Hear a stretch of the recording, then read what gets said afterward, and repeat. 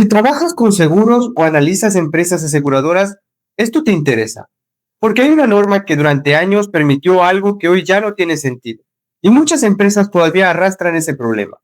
Estoy hablando de la NIF 4. Sí, la norma de contratos de seguro, pero con un detalle clave, fue reemplazada en la práctica por NIF 17.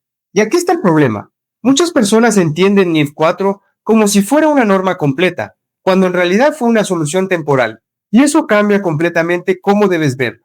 Porque si no entiendes esto, puedes interpretar mal estados financieros de aseguradoras o incluso aplicar mal criterios en transición.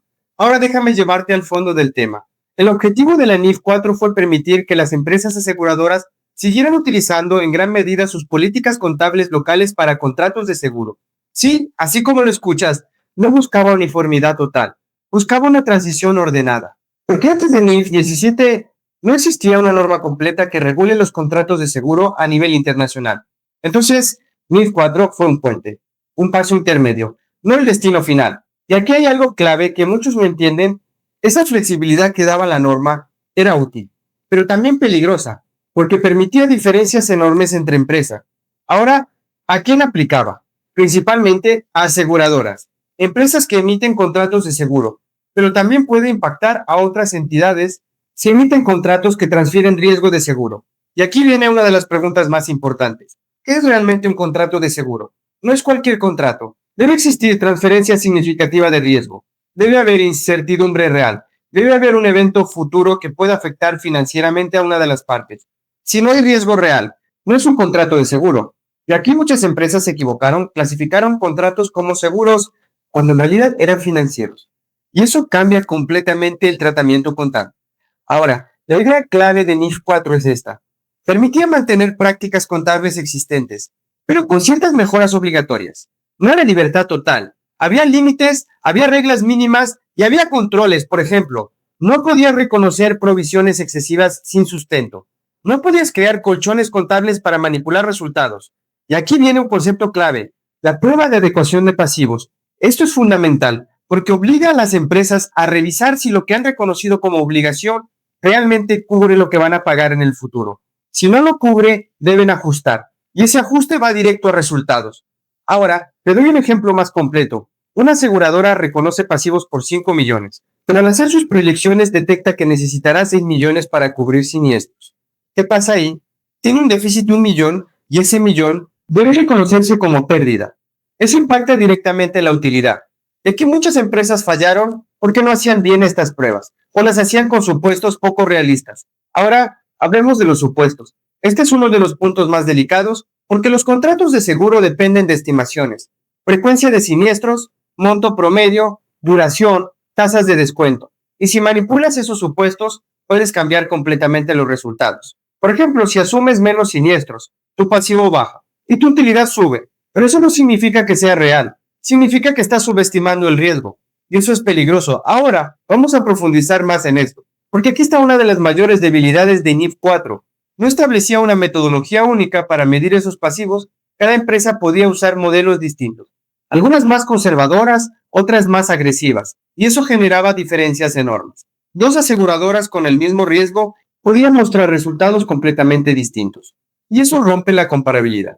Ahora, otro punto importante, los activos por reaseguro.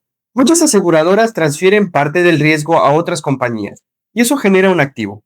Pero aquí hay una regla clara. No puedes compensar ese activo con el pasivo del seguro. Debes presentarlos por separado, porque uno es un derecho y el otro es una obligación. Y si los mezclas, pierdes transparencia y pierdes capacidad de análisis. Ahora, vamos a otro punto clave, la consistencia contable. NIF 4 permitía mantener políticas locales, pero no cambiar constantemente. Debía ser consistente y solo podías cambiar si mejorabas la calidad de la información. Pero muchas empresas usaron esta flexibilidad para ajustar resultados según conveniencia, y eso afectó la comparabilidad. Ahora te voy a explicar algo que casi nadie menciona, el impacto en la percepción del riesgo.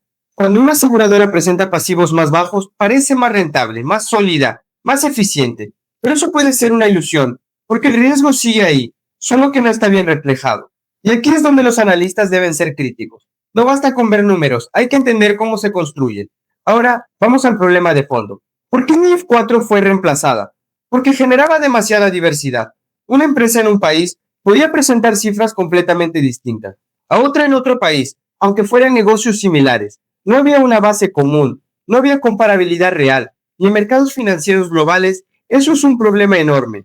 Por eso nace en IF 17 una norma más estricta, más técnica, más alineada con valor actual, pero también más compleja. Y aquí viene algo importante. La complejidad no es el problema es la falta de claridad.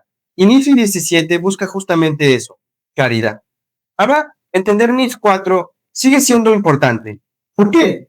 Porque muchas empresas vienen de ahí y sus cifras históricas están basadas en esa lógica. Entonces, si no entiendes NIF 4, no entiendes la transición. Ahora, hablemos de errores comunes más a fondo. Primero, no identificar correctamente contratos de seguro. Segundo, no evaluar adecuadamente los pasivos. Tercero, usar supuestos irreales. Cuarto, no hacer pruebas de suficiencia.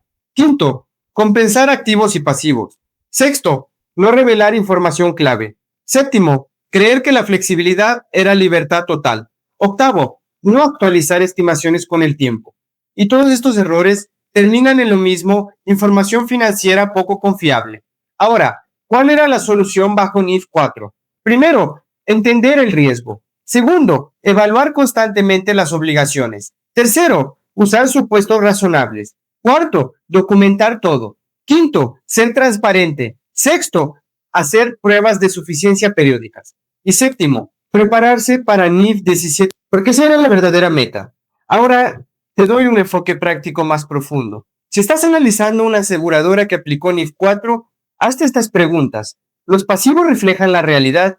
¿Los supuestos son razonables? ¿Se han hecho pruebas de adecuación? ¿Hay consistencia en políticas? ¿Se revela suficiente información? ¿Existen señales de riesgo oculto? ¿Hay cambios frecuentes en estimaciones? ¿Se están reconociendo pérdidas a tiempo? Porque muchas veces los estados financieros pueden verse sólidos, pero tener debilidades estructurales. Ahora, algo clave, los contratos de seguro implican incertidumbre y la contabilidad aquí no es exacta, es estimada. Y eso requiere criterio profesional. No basta con seguir reglas. Debes entender el negocio, debes entender el riesgo, debes entender el entorno. Ahora, quiero que lo veas desde otra perspectiva.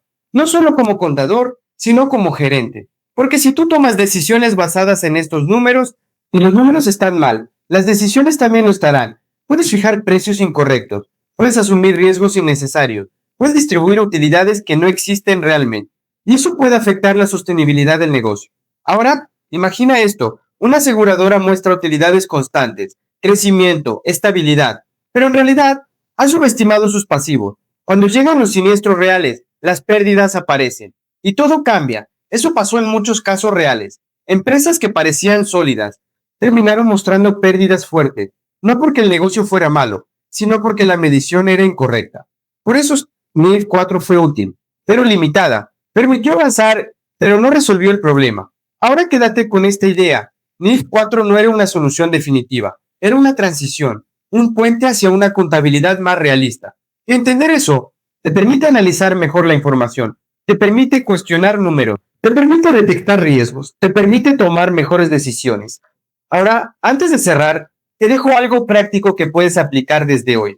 Revisa cómo se están calculando los pasivos. Pregunta por los supuestos utilizados.